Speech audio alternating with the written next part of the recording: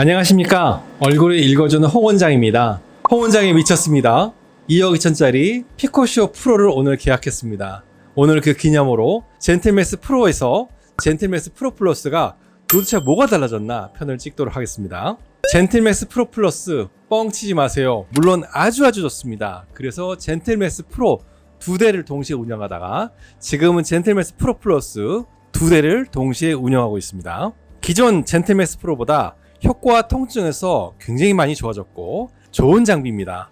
그런데 뻥쟁이들이 많아요. 좋으면 좋다고 하면 되지 왜 굳이 뻥을 치느냐. 그동안 꾹 참고 있다가 안 되겠다 싶어서 영상을 한번 만들어 봤습니다. 첫 번째, 가장 쉽게 들통나는 뻥은 에너지가 37%가 올라가서 좋아졌다 이겁니다. 상식적으로 생각해 보세요. 그렇게 쏘면 바로 화상이죠. 더 강한 에너지가 나오기 때문에 더 강한 에너지로 시술이 가능하다. 완전히 틀린 말입니다. 기존 젠틀맥스 프로에서도 그 에너지를 쏘면 화상이었는데 그럼 쏴보세요. 정말 끔찍한 일이 벌어질 겁니다. 타 병원에서 제모 화상을 만들어서 저에게 치료 의뢰한 이런 일이 벌어질 수도 있는 겁니다. 젠틀맥스 프로에서 제모의 가장 기본 에너지는 18mm 빔에서 3mm 12줄입니다. 그리고 최대 18mm까지 시술을 하고요. 올릴 수 있는 한계는 20mm까지 올릴 수가 있습니다. 이게 젠틀맥스 프로예요.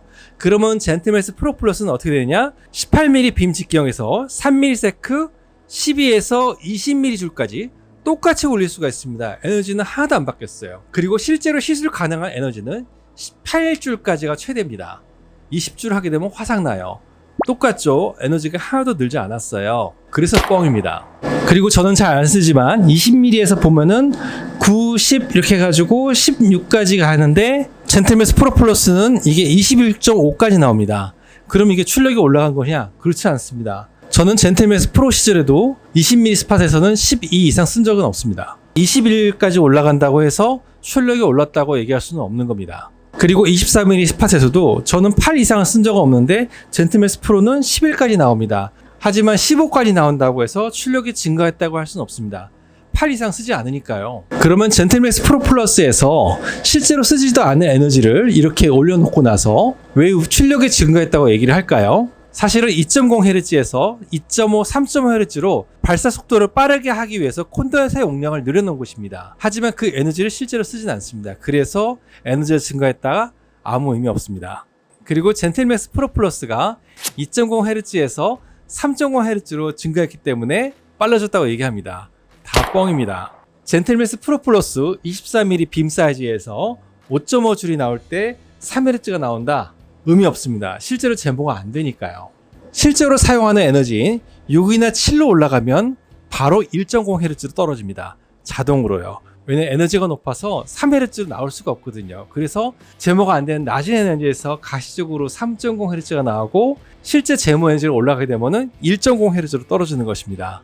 제가 제일 많이 사용하는 18mm에서 결과를 볼까요? 10줄까지는 3Hz로 나옵니다. 하지만 여기서는 제모가 잘 안 돼요. 기본 에너지는 12줄입니다. 그래서 12줄로 올리게 되면 바로 3.0에서 2.5Hz로 떨어집니다. 3.0으로 시술을 할 수가 없어요. 그리고 제가 18줄까지 올리게 되면은 2Hz로 원래 젠틀맥스 프로와 똑같이 떨어집니다. 자동으로 떨어지게 돼 있어요. 왜냐하면 이렇게 높은 에너지에서는 3.0Hz로 에너지를 발사하는 게 불가해서 그렇습니다. 자동으로 Hz를 줄여서 시술하게 돼 있어요. 그래서 3.5Hz로 시술하기 때문에 좋아졌다? 사실이 아닙니다. 하지만 다른 장비에 비해서는 양심적이에요. 3.0Hz로 나온다는 다른 장비를 볼까요? 자, 녹색 가이드 빔이 3.0Hz로 전멸하고 있습니다. 그런데 오렌지빛 제모빔이 안 나와요. 속이는 거죠. 실제로 시술 의사가 모를 수도 있어요. 보안관 끼면은 오렌지빛이 안 보이거든요. 그래서 녹색 불만 껌뻑껌뻑 하는데 실제로 오렌지빛 제모빔 사이즈는 안 나옵니다. 3.0Hz로 나오지가 않아요. 왜냐하면 제모 에너지는 굉장히 많은 에너지가 들어가는데 3.0Hz로 나오게 되면은 빠른 충방전이 안 돼서 어쩔 수 없이 에너지를 낮추게 되는 겁니다. 이런 장비들은 속에서 실제로 등이 나오지가 않아요. 그래도 이런 장비보다는 훨씬 솔직하고 양심적인 겁니다. 낮춰서 시술을 해도 제대로 하자. 그래서 아까 전에 젠틀맥스 프로 플러스가 에너지가 37% 올라갔다고 했죠. 실제로 시술 에너지가 올라간 게 아니라 2.0Hz를 2.5Hz로 시술하기 위해서 빠른 충방전을 위해서 에너지 용량을 늘려놓은 것 뿐입니다. 저는 충분히 만족스럽거든요. 좋으면 좋다고 얘기를 하면 되지 너무 뻥을 치는 것 같아서 저는 그 점이 마음이 많이 걸렸습니다. 그러면 2Hz가 2.5Hz가 되면 시술 시간이 얼마나 단축될까? 수학적으로 계산해 보겠습니다. 연속으로 100방 쏠 때 50초에서 40초로 빨라집니다. 즉 25%가 빨라지는 것이에요. 어떤 관점에서는 미미한 개선일 수도 있어요. 하지만 전신제모라든지 저희 병원처럼 헤비 유저인 경우는 상당히 많은 차이를 보게 됩니다. 그래서 저는 아주 만족스럽게 두 대를 동시에 사용하고 있습니다. 자, 세 번째 뻥. 26mm가 추가되어서 좋아졌다? 아닙니다. 사연은 이렇습니다.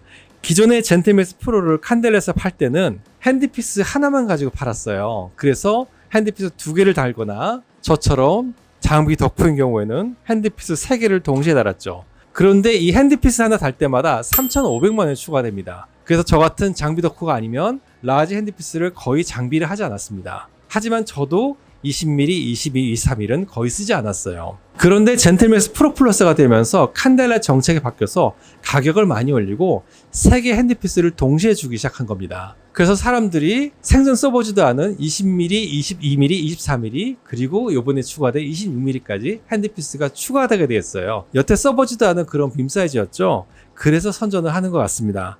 그렇지만 저는 예전에 젠틀맥스 프로 시절에 써봤거든요. 여성의 제모에서는 등을 반쪽을 18mm 하고 반쪽을 24mm로 제모했을 때 결과값이 똑같습니다. 왜냐면 여성분들은 털이 얇고 모근이 얕아요. 그런 경우는 18mm냐, 20mm냐, 22mm냐, 24mm냐 결과값이 똑같습니다. 하지만 화상의 위험은 조금 더 올라갑니다. 어쩔 수가 없어요. 그런데 남성의 복부, 등, 허벅지 같은 경우는 여성보다는 모근이 훨씬 더 깊습니다. 털도 굵고요. 그런데 남성의 바디털을 24mm로 제모하게 되면 중막만 빨개져가지고 아슬아슬한 위험한 정도까지 가는데 제모 효과는 거의 없었어요. 사실 빨리 끝나고 편하거든요.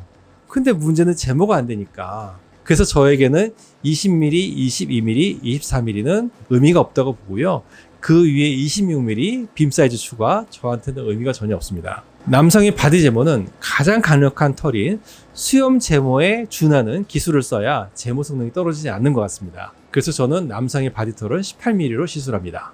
그리고 2018년도 젠틀맥스 프로 2대를 운영할 때 저는 2대를 정확히 맞추기 위해서 이 안에 있는 센서 값도 캘리브레이션 했습니다. 양쪽 장비를 동일하게 맞췄어요. 그래서 동일하게 맞추고 나서 제 팔에 테스트 샷을 했는데 3회차 수염 제모 하신 분 세팅해서 그대로 쐈더니 제 팔은 적응이 안 돼서 바로 이렇게 화상이 났습니다. 단 한 스텝만 올려도 화상이 난 케이스를 보면 빔의 직경이 점점 커질수록 냉각 성능이 바깥쪽을 안 닿을 가능성이 생겨서 위험해지고 특히 곡면이 넘어가는 이런 데 넘어가는 쪽에는 더 위험해집니다. 냉맥가스는 그래도 센터에 맞추는데 냉풍을 불어주는 장비는 빔 사이즈도 크죠. 공기 나오는 곳도 크죠. 그래서 바로 빔에 맞지 않고 옆에 맞게 됩니다. 이런 장비들은 훨씬 더 주변을 쏘기 때문에 더 위험합니다. 그래서 화상 위험이 있어서 에너지를 낮추기 때문에 제모 성능이 더 떨어지게 되겠습니다. 그리고 젠틀맥스 프로 플러스가 되면서 5mm 핸드피스가 또 추가가 됐습니다. 그런데 왜 선전을 안 하느냐? 별 의미가 없어서입니다. 그래서 제가 키닥터로서 쓸모를 찾아보려고 제 팔에 이렇게 화상을 입혀가면서 테스트를 했었습니다. 그런데 안 되겠더라고요. 그래서 5mm 빔 사이즈는 아직 특별한 쓸모를 발견하지 못했습니다. 그리고 젠틀맥스 프로 플러스 설명을 보면 2ms로 펄스 듀레이션이 짧아져서 좋아졌다? 이렇게 선전하는 병원도 있습니다. 얇은 털에서는 더 좋을 수도 있습니다. 그렇지만 기존의 젠틀맥스 프로 3ms에서도 얇은 털의 제모는 부족함이 전혀 없었습니다. 3ms가 2ms가 되어서 좀 더 짧아지면 단위 시간당 에너지는 더 올라가기 때문에 화상 위험이 조금 더 있을 수가 있습니다. 하지만 아주 얇은 안 된 털에는 좋을 수도 있습니다. 대신에 들어가는 깊이가 줄어들어요. 그래서 모근이 살짝 깊으면 오히려 굉장히 불리해집니다. 털이 아니라 모근을 태워야 제모가 끝납니다. 그런데 깊이가 얕아지면 영구 제모에서는 훨씬 더 불리해집니다. 그래서 저는 기존의 3ms로도 얇은 털에는 부족함이 전혀 없었기 때문에 아직은 사용하고 있지 않습니다. 그래서 2ms로 펄스 듀레이션이 좀 더 짧아졌다? 저한테는 별 의미가 없는 것 같습니다. 젠틀맥스 프로 플러스 정말 좋은 장비입니다. 그래서 저는 2대 샀습니다. 그리고 하나는 DCD 모드, 또 하나는 ACC 모드라고 해서 냉풍 불어주는 걸로 2가지 모드를 다 샀어요. 그런데 겁나서 냉풍 모드는 쓰지 않고 있습니다. 테스트를 해보니까 안 되겠더라고요. 그리고 젠틀맥스 프로 플러스 그냥 좋으면 좋다고 하면 될 것을 너무 심하게 뻥을 치시더라고요. 특히 예전에 젠틀맥스 프로를 사용 안 하다가 기존 젠틀맥스 프로는 쓰레기야, 난 신형을 샀으니까 여러분 글로 가지 말고 전부 나한테 오세요. 이런 분일수록 좀 더 무리수를 두시는 것 같아서 좀 그랬습니다. 자운기가 처음 출시되었을 때는 너무 초를 칠 수가 없어가지고 좀 미루다가 이제는 출시된 지 1년도 되었고 그래도 이야기는 한번 해야겠다 싶어서 영상을 만들어 봤으니 참고하시기 바랍니다. 젠틀맥스 프로 플러스는 정말 좋은 장비입니다. 다음 편에서는 제가 왜 젠틀맥스 프로 플러스를 2대를 사용하는지에 대해서 이야기를 해보도록 하겠습니다. 감사합니다.